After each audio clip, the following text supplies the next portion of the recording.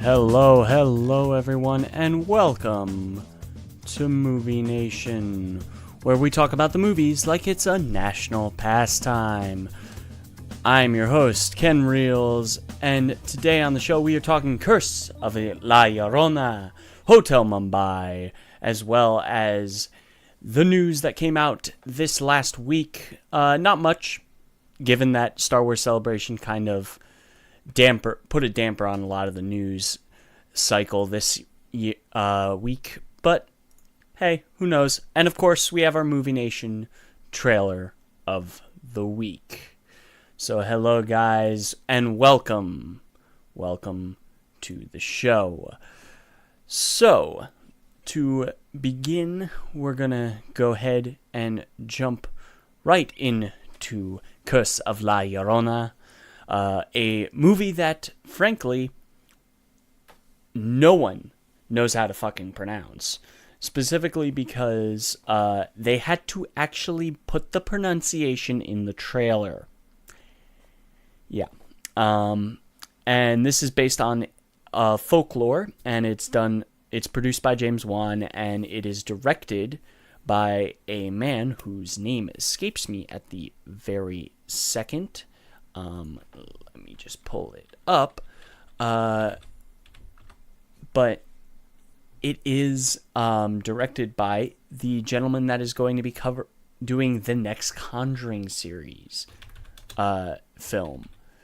And that alone is actually why I wanted to check this movie out. And it's directed by Michael Chavez, who hasn't done much in terms of directing. He's a very new director. And Curse of La Llorona is his, basically his coming out party and showing what he can do. And overall, I think this film is okay. It's not a great film, specifically because it is very, very cliche and really some dumb writing decisions, specifically with some of the kids. The kids do some really dumb stuff in this movie. For those of you who don't know, the whole La Llorona myth is there's this woman in Mexico who finds that her husband is cheating on him, and they have two kids. So she decides to drown both her children in a river as basically punishing the husband. But when she realizes what she's done, she feels remorseful and then drowns herself in said river. And then she's basically cursed to walk the earth and basically hunting for children to replace the ones she killed. And this is an interesting kind of premise and an interesting folktale. I had no idea it was a folktale until I did a little bit of research going into this film. But it was really, really like the first half hour of this movie per se is actually pretty good. And then I think what happened was they tried to do a little too much in the last act. Like, the last act of this movie is kind of a mess. It's not really great. It's not a great last act of a film. And I think that is not a great thing to have. Like, this final act is bad. It's not a good film. It's not good. Like, it just falls apart. It falls apart in the last act, specifically because I'm gonna spoil it a little bit, but the little girl. Okay, so they close the door. There's a magical barrier thing that gets put down, and you can't break the seal of this line, this magical barrier. And guess what she does? She sees the doll outside on the porch. She grabs the doll. She's going over the magical line and grabbing the doll, making sure she doesn't break the line. She pulls the doll in and it breaks the line. Like, that is so dumb. It's so dumb, and I get why, because this movie is just barely an hour and a half, and they wanted to kind of elongate it a little bit. And you can tell this might have been a short, but according to the IMDb of the director, he didn't do a short for this. This is basically he just pitched this movie straight out. And it's interesting. Like, I think the idea of this probably would fit very well in a short film perspective. It would be like a 45-minute movie, a 45-minute short film. But I think as an hour and a half, it kind of feels a little long in the tooth, given how messy the third act is. Like, there are some great moments in the third act, don't get me wrong. You have this, like, shaman, ex-priest that comes in the third act, and he has some really cool moments, specifically with a swimming pool. And when I realized what was going on, I was like, oh shit, he's doing this. And that was a really cool moment to come out of the film. But overall, like, this movie is not a good film, but I'm not saying I didn't have a blast watching it. There were some hilarious moments where I was going like, come the hell on. And this is the kind of film that makes me that made me fall in love with horror as a genre, because even when a movie is necessarily not the greatest in the world, especially when you have cheap jump scares, there are a couple of cheap jump scares that you can totally figure out, and like cinema, and then it worked. Like, a lot, some of the jump scares worked. I jumped a lot. I'm kind of a scaredy cat, but like, I enjoy getting a little scared with stuff.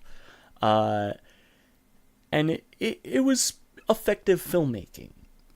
Even though there's a whole scene that got clipped out and was used as a trailer.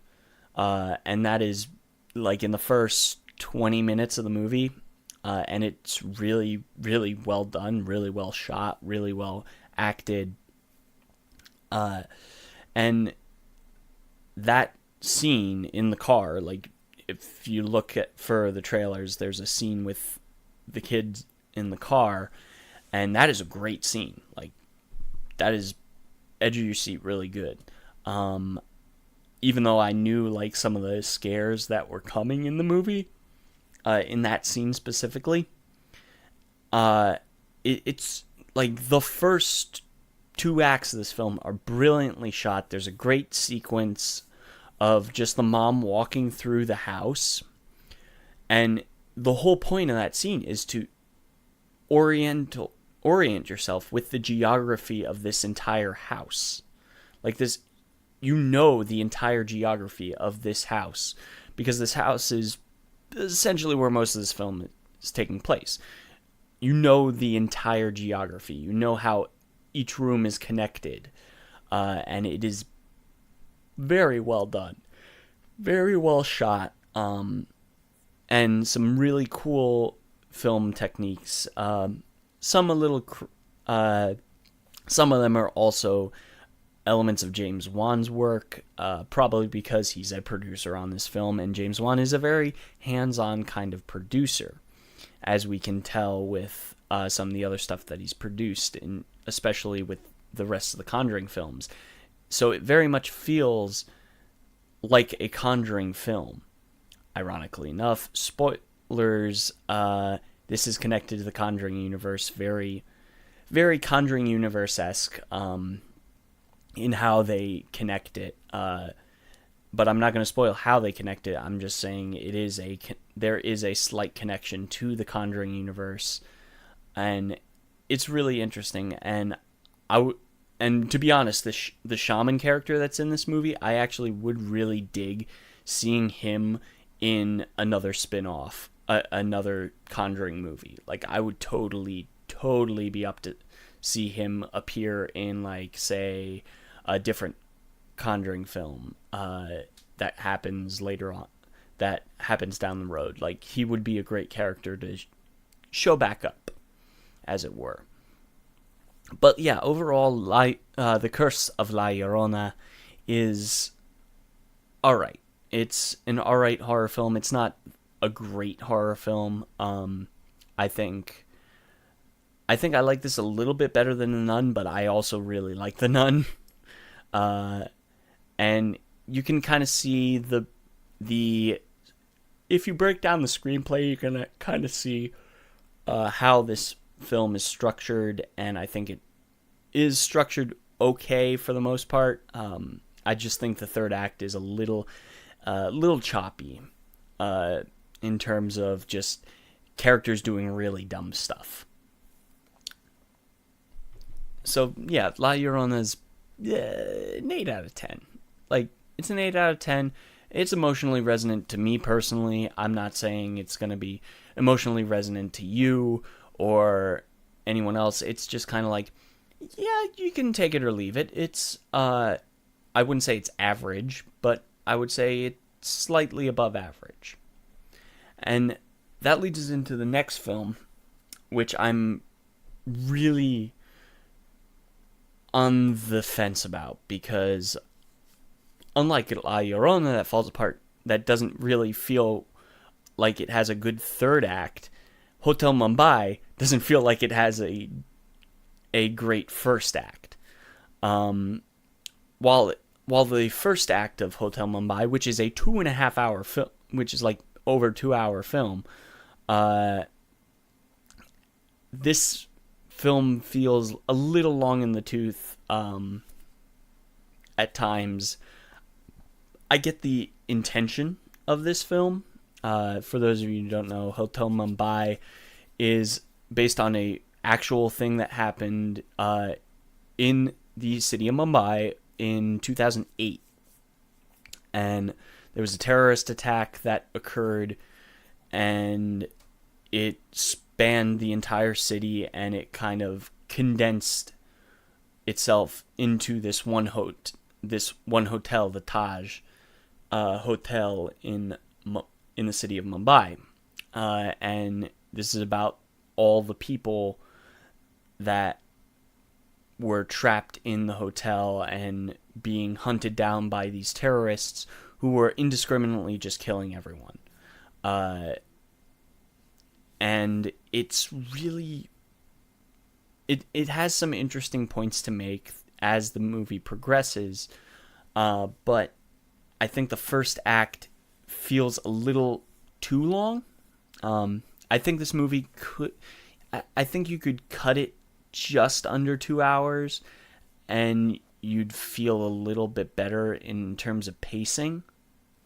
But don't get me wrong, this movie is great. It's a great and harrowing story. I'm a big fan of these survival stories of people not only standing up, but people who are simply just trying to survive and protecting one another. There are a couple of people in the main cast that do get killed. And you kind of go like, oh, shoot. And you have plenty of different ethnicities. You have Dev Patel, who's technically British, but he's half Indian, half British. And Dev Patel is kind of our introduction and our gateway into this story, because the movie starts out with him and the movie ends with him. And I think that's a cool way to kind of structure it. And then you have these essential secondary characters, but not secondary characters at the same time, because we're not necessarily following Dev Patel's character the entire way. We cut to certain characters. We cut between essentially the 5 principal actors that are top billed on this movie. They're all different. They all have their own storylines. Some of them interweave within each other. Others don't. And it's really, really good, especially in the last act. Like, the last act of this movie, I was on the edge of my seat. I was engaged. It was amazing. I just think that, like, the first act of this movie before the terrorists before the terrorists actually close on the hotel and kind of take it over, that's when the movie kind of starts to not really... It takes a while to get going. And I think that is kind of to the detriment of the film. It just takes a lot of time to set up the movie, and as a viewer, you might start to get lost. You might start to waver in your viewing attention span, and that's kind of an issue. But overall, like, Hotel Mumbai is definitely worth like a rental, especially considering this movie is coming out of theaters at this point, especially given that Endgame is dropping next week. And that is not going to be something you want to... They're definitely not going to want to compete with Endgame. And that's essentially what's happening. It's not going to be in theaters next week, which is sad, because it's actually something I think will be fine sitting in the theater. I think you're going to have a lot more chances to not lose your attention in the theater. But if you're streaming it, I think you can probably get through it. It is over 2 hours. So if you're not someone that likes watching long movies in one sitting, you can stream it in like multiple sessions, and you won't necessarily lose a lot in terms of that, because of how episodic the storylines go.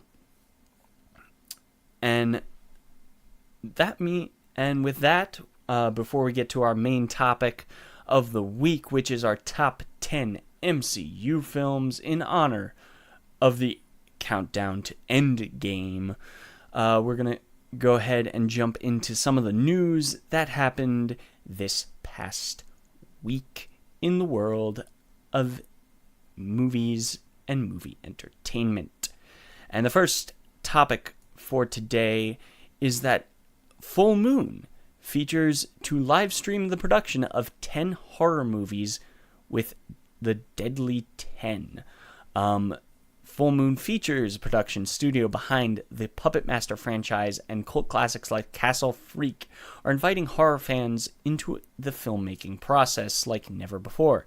Today, Full Moon Features announces Deadly 10, an immersive cinematic initiative that will see Full Moon Features boldly producing a series of 10 original genre films live streamed in front of fans. The Deadly 10 lineup includes sequels to Full Moon franchises and new original features alike. The production will get underway soon, with principal photography launching in June and continuing throughout the year in Europe and North America. Films will premiere exclusively on Full Moon's Amazon Prime channel in spring 2020. The most exciting part, however, is that the in-depth behind-the-scenes access that will be available for fans on the Deadly 10 website. And this is the official news statement from Full Moon. In an unprecedented move, Full Moon will be giving fans an all-access access pass to this unique production by providing an inside peek into the magic of genre filmmaking. Fans will be able to log on to the Deadly 10 website, www.deadly10.com, and watch the current motion picture being shot in real time, live feeds, exclusive on-set interviews, special effects secrets, pre- and post-production interviews, interactive directors' blogs, and more. Through this immersive experience, cinesites and budding young filmmakers can delve deep into the mechanics of movies and learn firsthand all about the joys, struggles, creativity, and hard work that goes into a fully produced independent feature film. This is really, really cool.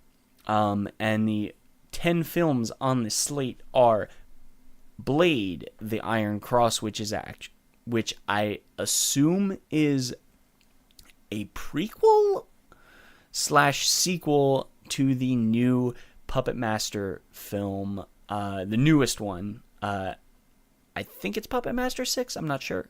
Or Puppet Master the Literalist Reich, which is a basically reboot of the franchise. Bride, the Head of the Family, Necropolis Legion, which is a sequel to the Necropolis movies, Sorority Babies in the Slimeball Bolorama 2, Blood Rise Subspecies, Halloween Night, funny, The Hourglass, Femalian, Cosmic Crush, The Shadowheart Curse, and The Grim Rapper.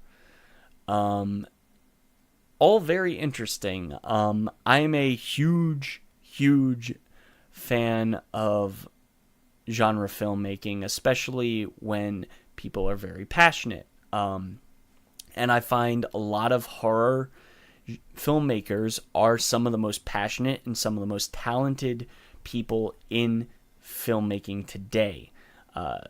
And a lot of them can transition out of the genre filmmaking or kind of transition into different genres of filmmaking, like in the case of James Wan.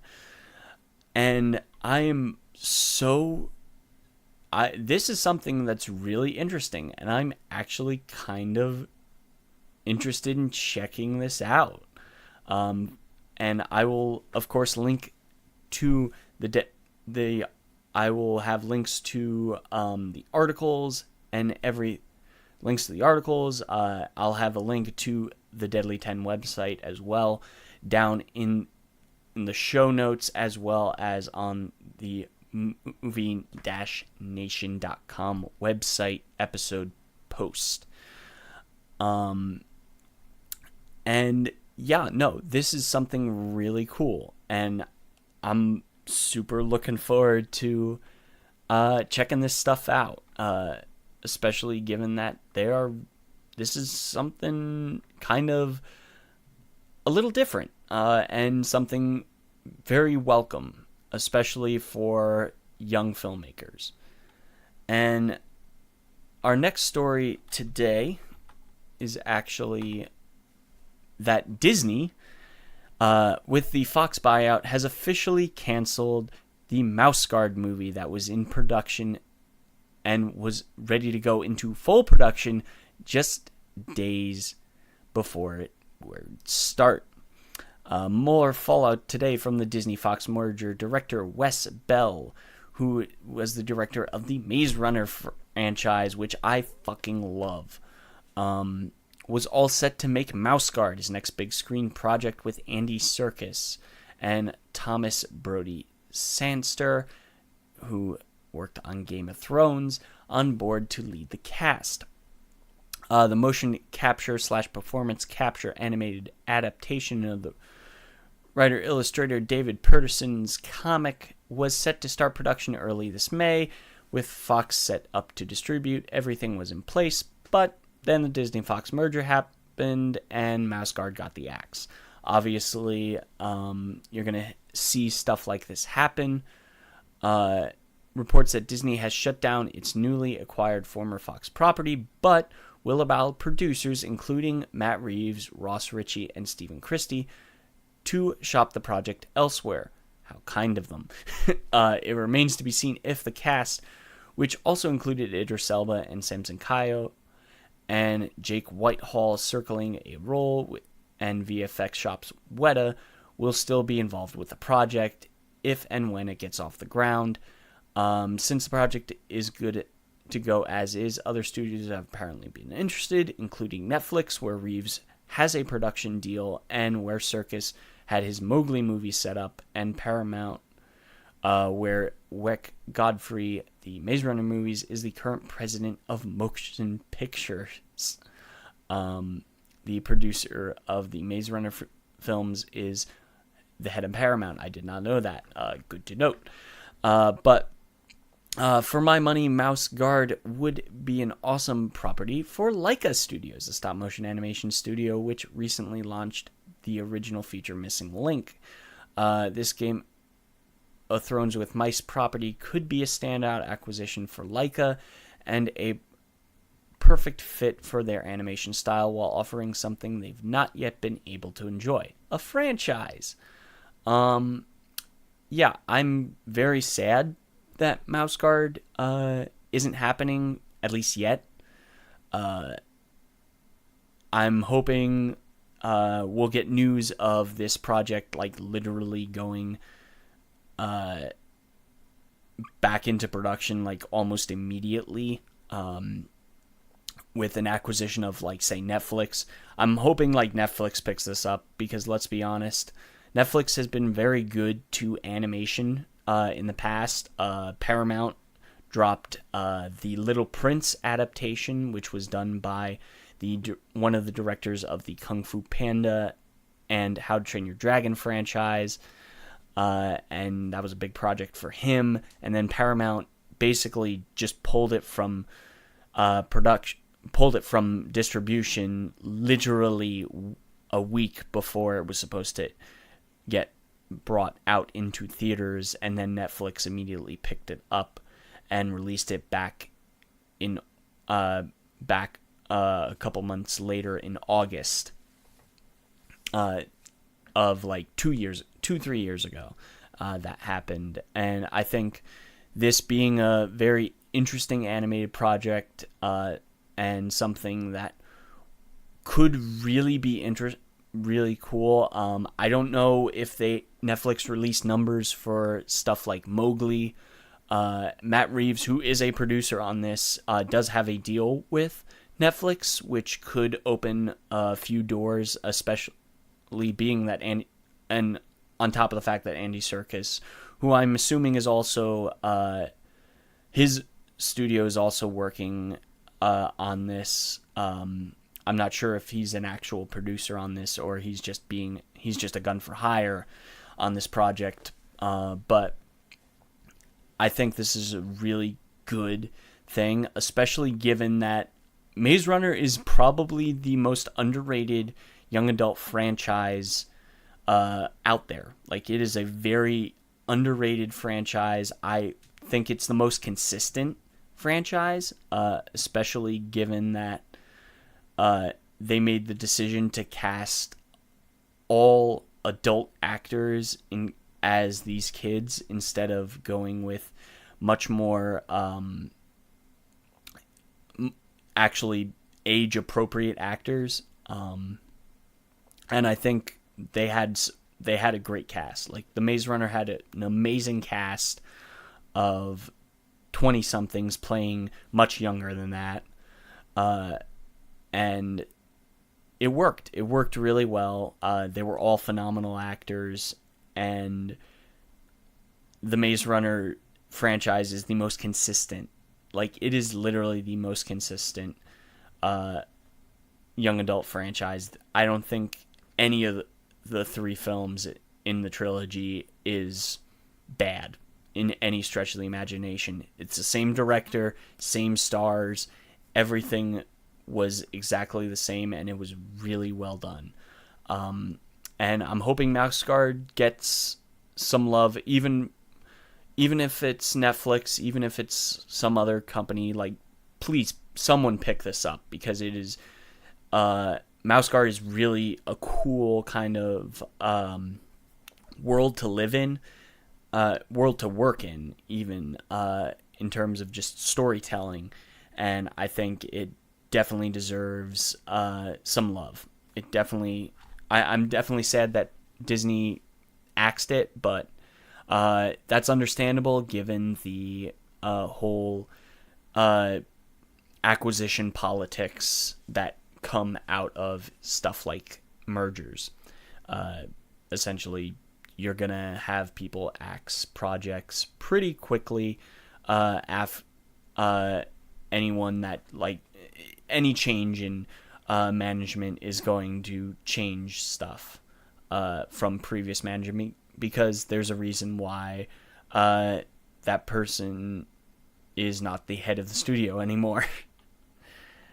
And for the last news story for this week, we've got Marvel's The Eternals adds Train to Busan's star Ma Dong-seok. South Korean actor Ma Dong-seok, which I hope I'm pronouncing right, is set to join Angelina Jolie and Kumail Nanjiani in Marvel's The Eternals. And this is, of course, from our favorite reporter at Collider, Jeff Snyder. At least this article is done by him. And Chloe Zhao, the writer, is directing from a script by Matthew and Ryan Filippo, and Marvel's Kevin Feige is producing. The Eternals is based on the 76 comic book created by Jack Kirby. The comics follow superpowered and near immortal beings known as the Eternals, and a rival group known as the Deviants that were created by cosmic beings called the Celestials. Jolie is likely playing an Eternal named Cersei, while Nanjiani and Ma's roles have been kept under wraps. The Eternals is expected to feature Marvel's first gay superhero, which is exciting as the MCU has only benefited from increasing diversity. According to Feige, the plan is not only to introduce the Eternals as a full ensemble Guardians of the Galaxy style, but also lean into what made Kirby's run in the 70s so complex. Feige told on the Captain Marvel press tour, everything after Endgame and after Spider-Man Far From Home will be different and will be unique, as we try to make every film. But seeing returning characters is certainly something we're going to do and want to do, but also introducing characters that the majority of the world has never heard of, much like Guardians, much like Avengers before we made Avengers, and there are lots of them. Eternals are one group, but we like the idea of introducing an ensemble, doing an ensemble movie from the start, as opposed to building up as we did with the first Avengers. More like Guardians, not tonally, but in terms of introducing a new group of people. You were asking about 60s and 70s before. Jack Kirby did an immense, amazing epic with Eternals that spans tens of thousands of years, and that is also something we haven't really done, which is why that among many of the things post-Endgame we find appealing. And The Eternals is one of two Marvel films that will go before the cameras this year, along with Black Widow, which is now slated to star Scarlett Johansson, Florence Pugh, David Harbour, and Oscar winner Rachel Weisz. And Ma previously was in Jo Woon Kim's action-packed western, The Good, the Bad, and the Weird, which is a really, really good film. If you guys haven't seen Good, Bad, and Weird, it's a really funny and outlandish spaghetti western style film. And Marvel had no comment regarding the supposed casting news, and this was first reported from The Wrap.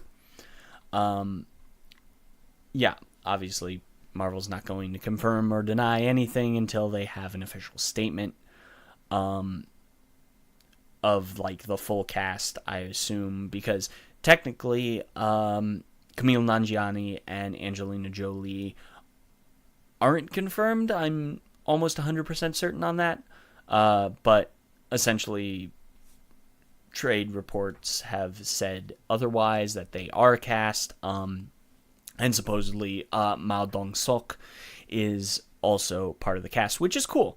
I'm really interested to see what the Eternals could be, given that movie, I believe, is coming out next year, possibly 2021. I'm not 100% on when the Eternals is technically slated. I think it's 2020.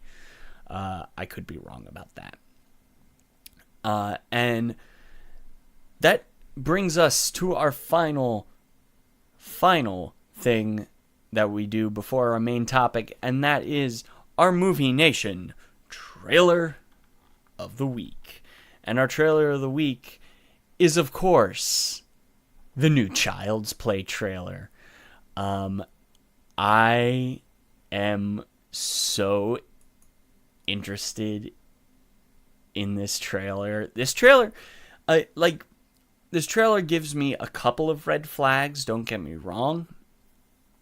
Specifically, the idea that Buddy is now a Siri type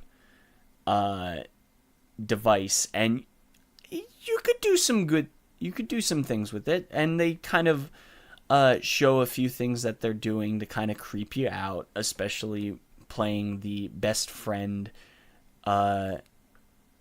music, and I'm interested. I'm pretty interested. And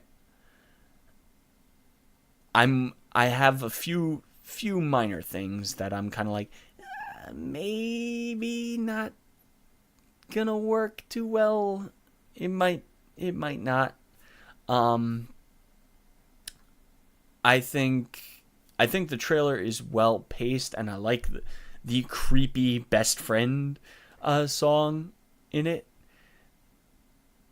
And it's I don't know what to think other than this is a very making Chucky technology based is a little weird, but we also do get a little taste of Mark Hamill at the end of the trailer. As for those of you who don't know, Mark Hamill officially announced that he is the voice of Chucky, which gives me hope that at least Chucky is going to be creepy. I think later installments in the Child's Play franchise made Chucky a little more goofy and not as scary. I think a doll can be scary. If Annabelle is any indication, dolls can be scary.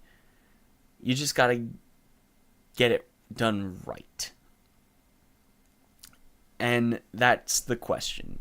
Is it gonna be right in any way, shape, or form? Who knows?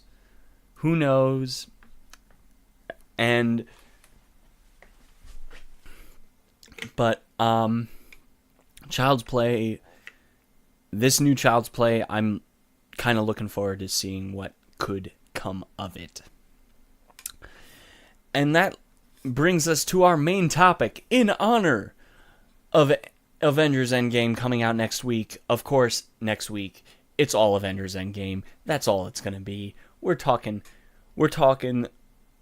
a non-spoiler review and a full spoiler review next week. That's all we're talking. It's all Endgame next week, so don't expect anything different. But before we get into the countdown to Endgame, we are less than a week away from Endgame, and as such, I'm gonna count down my 10 best MCU films. These are the 10 best MCU films. I did change up my original listing a little bit, but overall not something they're not. These are the 10 films that I absolutely will watch on cable or on home video, which I own. The top 4 films I have on Blu-ray or 4K Blu-ray in the case of, actually, I believe, let me think. I believe I have all of them on all my top 5 on 4. No, I have that on regular Blu-ray. So I only have 3 of my top 4 on 4K Blu-ray. But without further ado, let us go right into my number 10 MCU film, and that is the original Avengers. The original Avengers, what can I say? I remember taking a break from studying for finals for college and going to the movie theater to go see Avengers in IMAX. Because, damn it, I'm going to go see Avengers regardless of me studying for finals. So I just took a couple hours break. Well, technically I went first thing in the morning because cheaper tickets. And it turned out that first showing that I had planned to go see was sold out. So I was like, fine, I'll buy a ticket for the next show. And that was like it was like another half hour or so. And the Avengers was a blast to watch in theater. I will always kind of remember that. And as the years have progressed, I kind of start to see the holes in kind of the movie structure. It is still a rip-roaring good time and still a fun movie to watch. But I think in the grander scope of the MCU, this film has started to fall apart as the years have gone on. It's not as groundbreaking. It's not. It's still groundbreaking. Don't get me wrong, but it doesn't feel as cataclysmic as it did back in, I believe it's 2008. Holy shit, that is. Or no, not 2008. What the fuck am I talking about? 2011. I think is Avengers. Yeah, I think it's 2011. The original Avengers. 2008's Iron Man. Like, what the fuck am I talking about? And that leads us into my number 9, and that is Captain America: Civil War. I have kind of a love-hate with Captain America: Civil War. I think as it's aged, I think Cap Civil War has gone up in my personal opinion of it. But overall, like, compared to the other Captain Americas, spoilers, all 3 Captain America films are on this list. I think Cap Civil War is definitely my number 3. Because there are times where it doesn't feel like a Captain America film, but I think after multiple viewings, I kind of start to warm up to a lot of what it's telling and a lot of how it's structured, especially given that Captain America still is the main character of this film, despite it being full of a multitude of essentially the biggest crossover pre-Infinity War. And pre-Endgame even, because I think Endgame might have more. I have a feeling Endgame will have a epic, like, shot of the entire cast, which would be really cool, as they all face down Thanos, which probably is not going to happen. They're not going to be facing down Thanos anyway. And I think this is a very that Cap Civil War is good. Baron Zemo is a much more interesting villain that very much changed from his comic origin, but not as dramatic as, say, the Mandarin's change in Iron Man 3, of which, spoilers, Iron Man 3 is not on this list, for good reason. I didn't absolutely hate the Mandarin twist. I just thought you're kind of shooting yourselves in the kneecaps, as it were, when you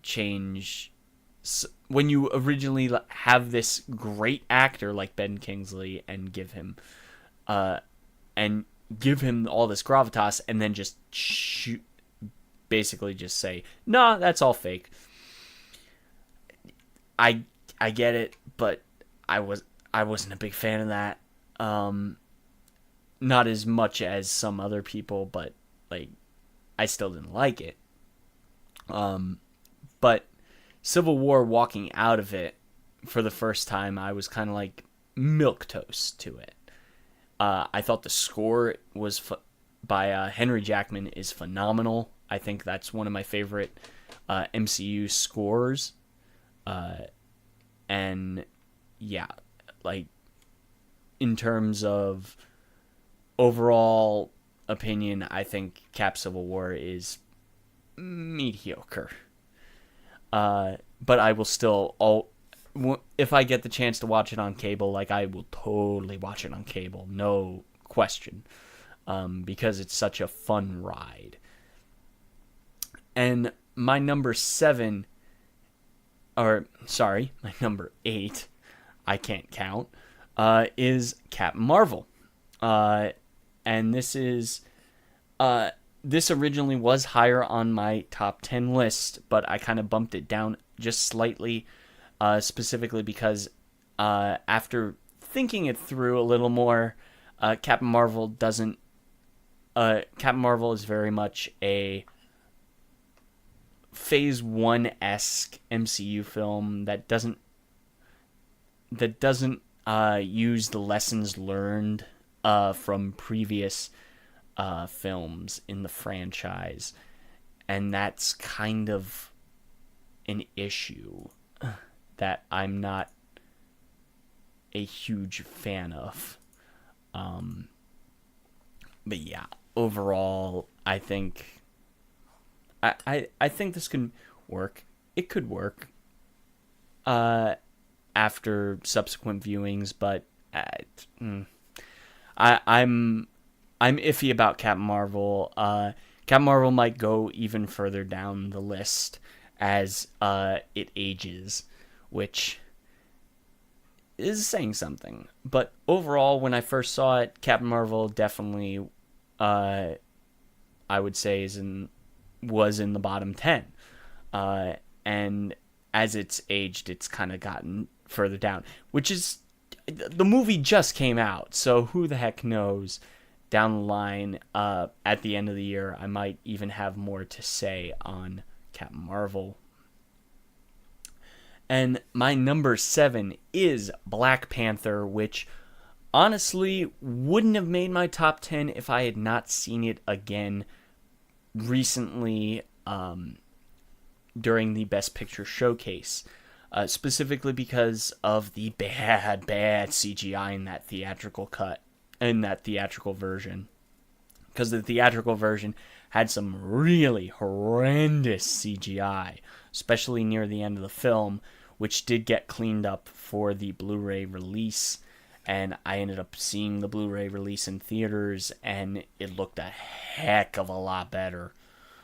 Oh my gosh, it like, good on Marvel for actually putting the money in and touching up the effects post-release, because it was not pretty. It was not a pretty sight to see.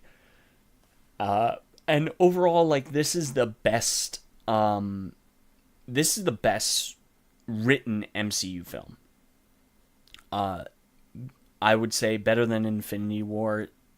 Infinity War is a challenge, But Infinity War was very much Thanos' film.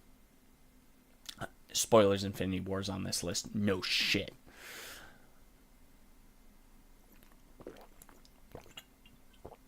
But Black Panther is definitely in my list. I love Chadwick Boseman as an actor, period. Like, I will see whatever he's in. I own... when I first saw him in 42 as Jackie Robinson, I own 42 on Blu-ray. That's how much I like that movie. I'm a big sports movie guy. Even though I am a skinny mofo that that never played any sports as a kid. Well, I played baseball when I was younger, but that was t-ball, so it doesn't really count.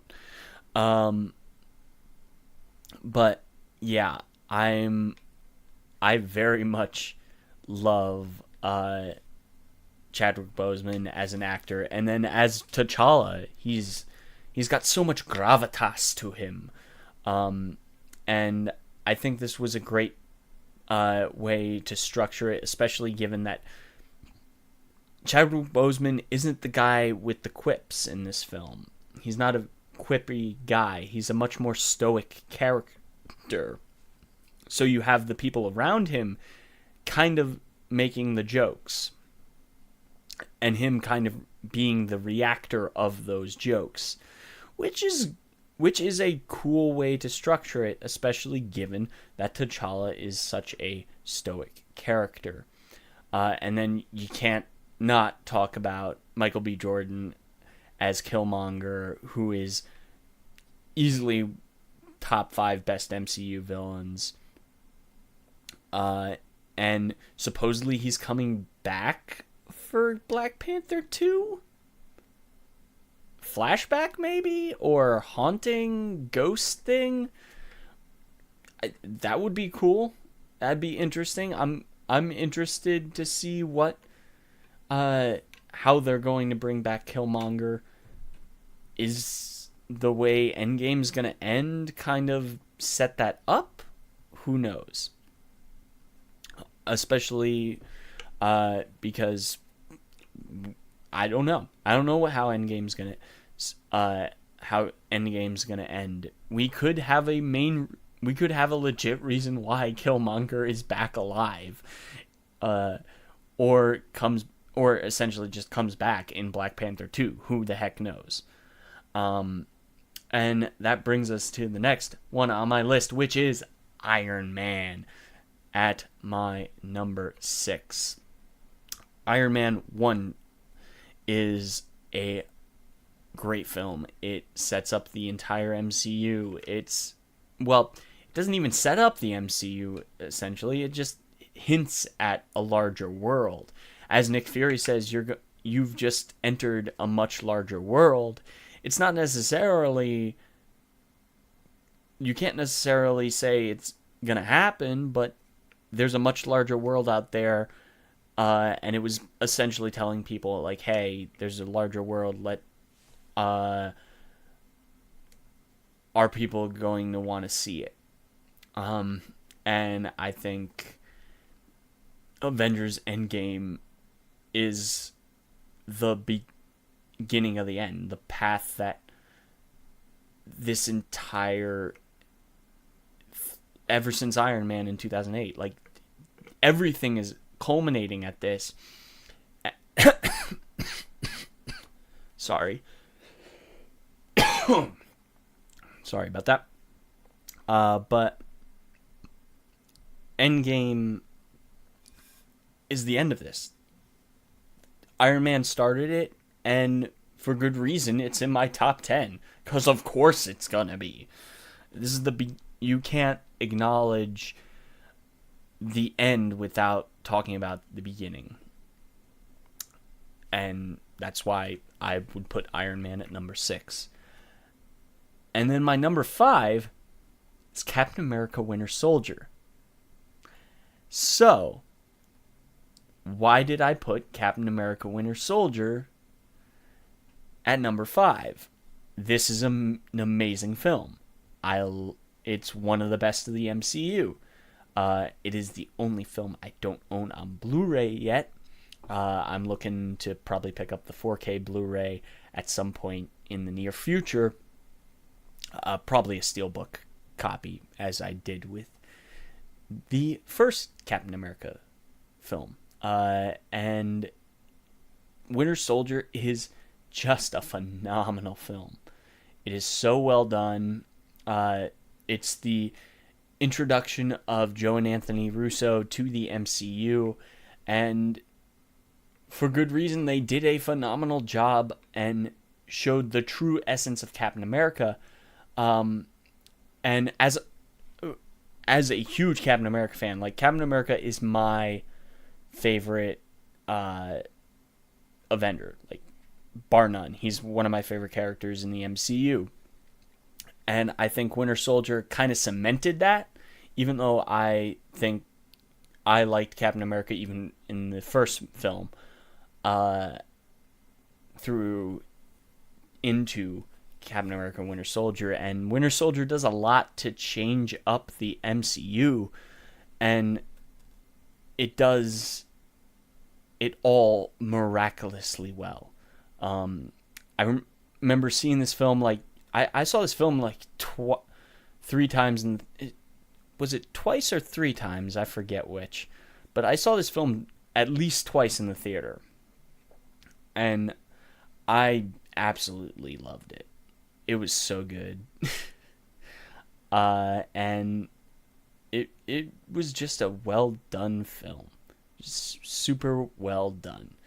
And that kind of brings me to the elephant in the room, which is my next one, my number 4, Captain America: The First Avenger. Yes, I put Captain America 1 above Captain America 2. Why? Because I love this film. It is such a rip-roaring good time. It is, out of all the Phase 1 films, besides Avengers, obviously, it is my favorite. And I can watch this movie over and over and over again. In fact, I just recently watched it over again when I picked up the 4K Blu-ray, which I have right here. It's an awesome steelbook case. Like, I own the steelbook case for this. That's how much I love it. It is such a great film. Sadly, Hugo Weaving didn't come back into the MCU, specifically because he didn't like dealing with the makeup for Red Skull. You're not wrong. But a lot of makeup techniques have been established as the years have progressed. So I don't think it would be that astronomically bad for him to return, but he's not going to. He didn't really like his time on this film, and as a result, he kind of said, yeah, no, I'm not coming back, despite him possibly signing a multi-film contract. And I think Marvel was kind of like, yeah, fine, Hugo, we weren't really big fans of dealing with you as a person, and as a result, yeah, things changed hands, as it were. And yeah, I love this film. Tommy Lee Jones is great as the his general character. Peggy Carter as a character, like, that is such a great romance. And if Cap were to bite it in Endgame, I hope we see Peggy, to close out Cap's story. I would love to see him finally get that dance with Peggy. I will be in tears at the end of it if that's the case. Just the end of the scene, just to pay that off would be the greatest thing ever. And like having just watched it like literally this week,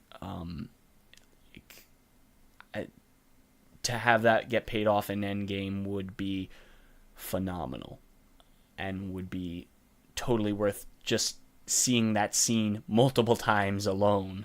That would be worth the ticket price alone for me. Which is why Captain America is in my top 4.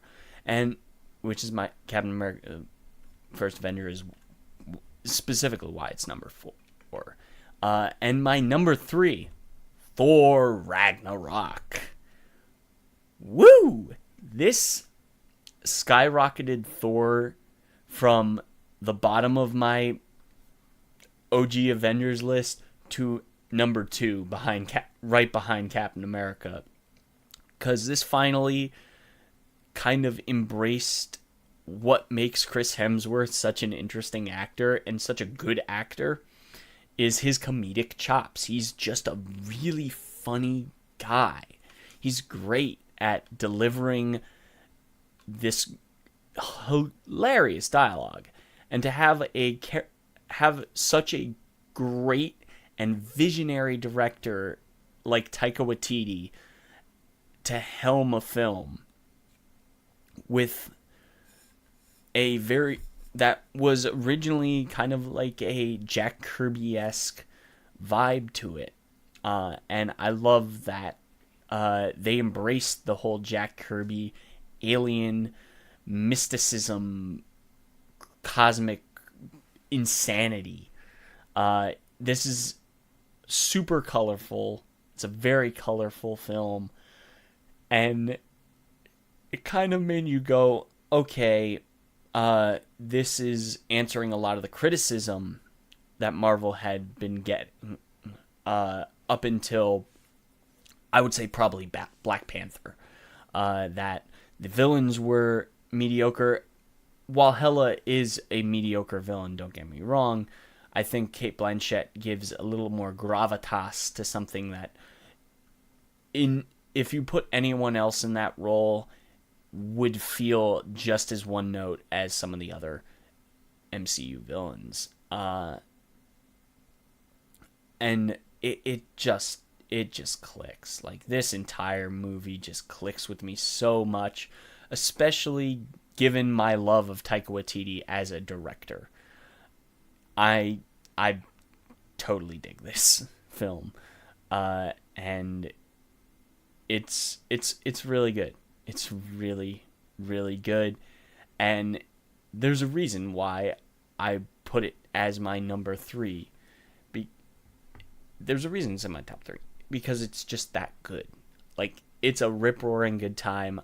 I could watch this over and over again. I could watch clips of this constantly. Especially anything with Korg.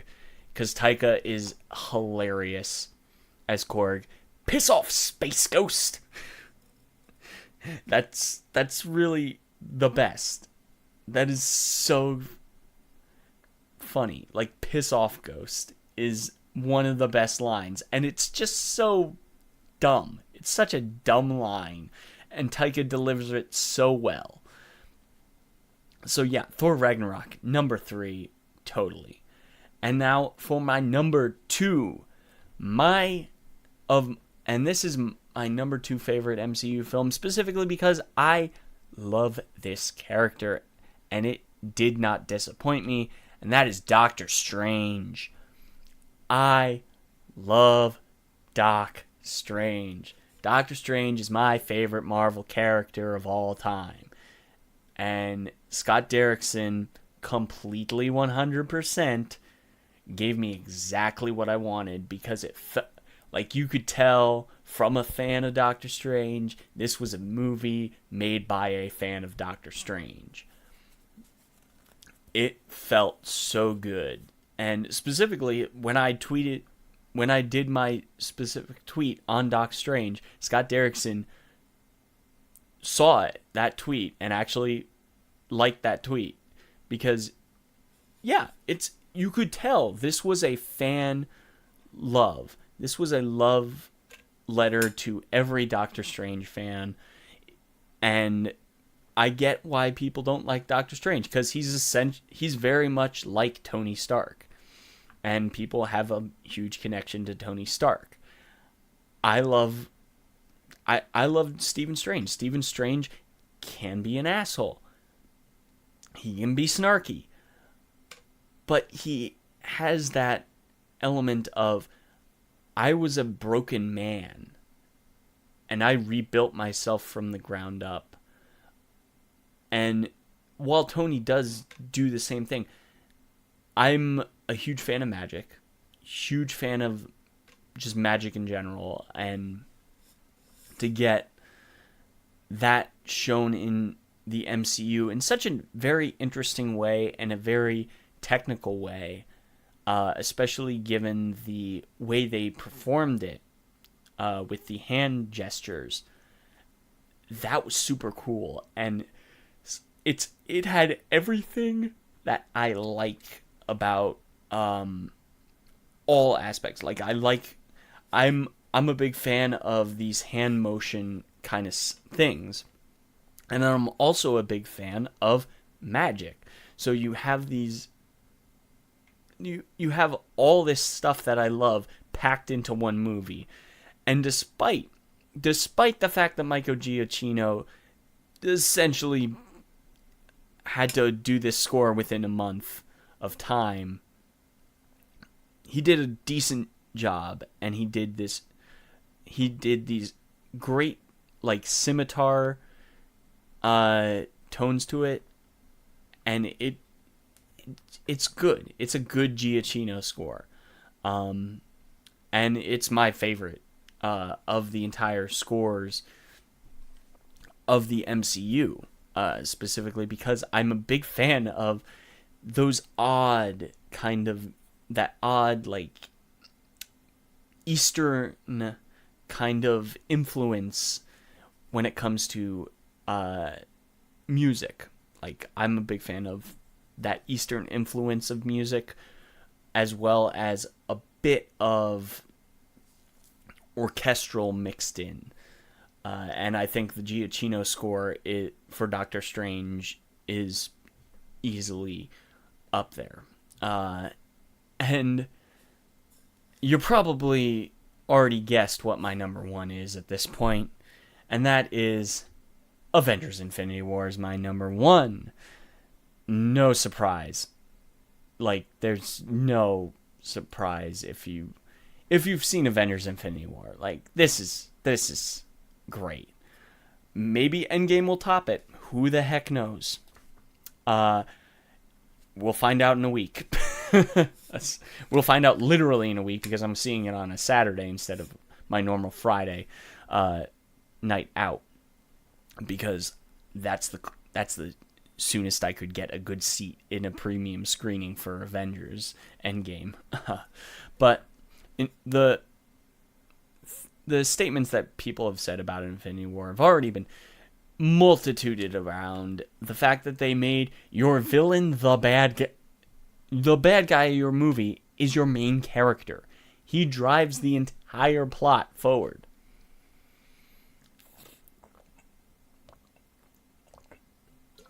That is unprecedented. On top of the fact that you have the unprecedentedness of, you have all these characters, all these names. Like, the names on the poster are 2 lines worth of names. Endgame is, I believe, just about as many top-billed characters, top-billed actors in there. And just phenomenal performance by Josh Brolin as Thanos. Like, I can watch the scene with him and Gamora in the throne room over and over and over again, because the nuance and the greatness of that monologue and the performance of that monologue is so captivating. And just to see the little nuances in the way Josh Brolin performed that is superb. It is one of my favorite scenes in the entire MCU. period, is beautiful. And I hope we get a similar scene in Endgame, because I'm just capped. Like, the biggest thing about seeing Infinity War when I saw it for the first time was to just see this great nuanced performance by Josh Brolin as Thanos. And then the way Infinity War ends with everyone dusted, you're going, oh like, when you start to see some of the people go, you're just like, okay, Bucky, that's a pretty obvious one. Scarlet Witch going was heartfelt, was heartbreaking, but not as heartbreaking as her killing Vision, and that emotional payoff of the "I just see you." That brought me to tears, like shit. And then you have the Tom Holland moment, and just the amount of complexity that is shown in those last few minutes with Tom and RDJ is amazing. It is absolutely phenomenal, and that is one of the most heartbreaking moments. And especially the actress that plays Okoye, whose name is escaping me at the quick moment, her performance, seeing T'Challa disappear in front of her eyes, her king disappearing in front of her eyes, saying this is, and just the irony of what T'Challa says, this is no place to die, and he just disappears in front of her, and just the fate, her face, and seeing that happen is heart-wrenching. It's emotional. It is such an emotional moment, and like there's so much to talk about in this movie that is amazing. It is one of the most spectacular event films of ever since the first Avengers. Like I will always remember seeing Infinity War. I will always remember seeing Avengers. And I think specifically with Infinity War, I will always remember sitting there as the credits rolled, as everyone dusted, and just like, what did I just watch? What did I just watch? Seeing the credits roll, and then the very, very cheeky comment of Thanos will return. I just literally said, fuck you, movie. Fuck you. With a smile on my face, just like, damn you, you jackasses, you friggin' did it. And yeah, it like this was amazing.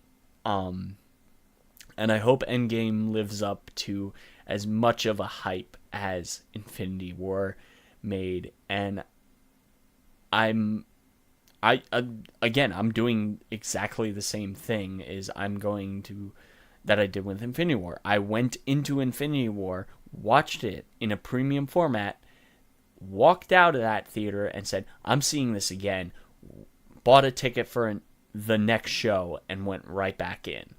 I'm not exactly going right back into it. I'm going to have dinner between my two showings of Endgame, but I'm still absolutely planning on seeing Endgame back to back, essentially. I might end up seeing it the week after, during the week, and just seeing it in like a maybe IMAX after after going to work or something like that. And it won't be for the show. I'm seeing Endgame twice for the show next week, and then my third viewing of Endgame, I'm just gonna see for my own personal viewing pleasure, as it were. But yeah, Infinity War is my number one, bar none. Like, it's not even a question that Infinity War is my number one. And with that, guys, that is going to be it for the show for today.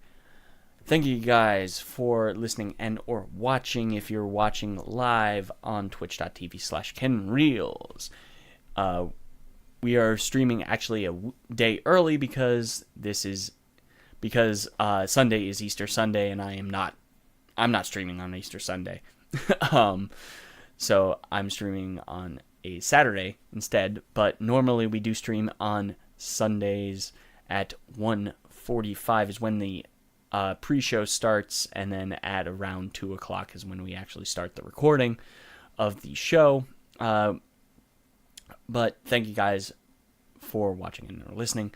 You can follow me on Twitter and or Instagram at KenReels on both. Follow the podcast at Movie Nation Pod on Twitter. Movie-nation.com is where you can find the write-up for this episode, which will link you to all the news stories as well as our trailer of the week. And all the doodads there. So, with that, guys, I'm going to get out of here. Thank you, guys. And I will see you guys next week for the Avengers Endgame massive blowout. So, see you guys then. Thank you for listening to Movie Nation. Where shall I go? What shall I do? Frankly, my dear, I don't give a damn. You can like us on Facebook. Go to facebook.com/Movie Nation Podcast. Or follow us on Twitter at Movie Nation Pod. Everybody likes you. Everybody hates you. If that's so, and you would like to get in contact with us or leave feedback for the show, you can do so at the respective socials or send us an email, movienation@hotmail.com. That's movienation@hotmail.com. Or you can do so on our episode post over at movie-nation.com. That's movie-nation.com. And tell our enemies that they may take our lives, but they'll never take our freedom! And you have the freedom to listen to us next time. Is looking at you, kid.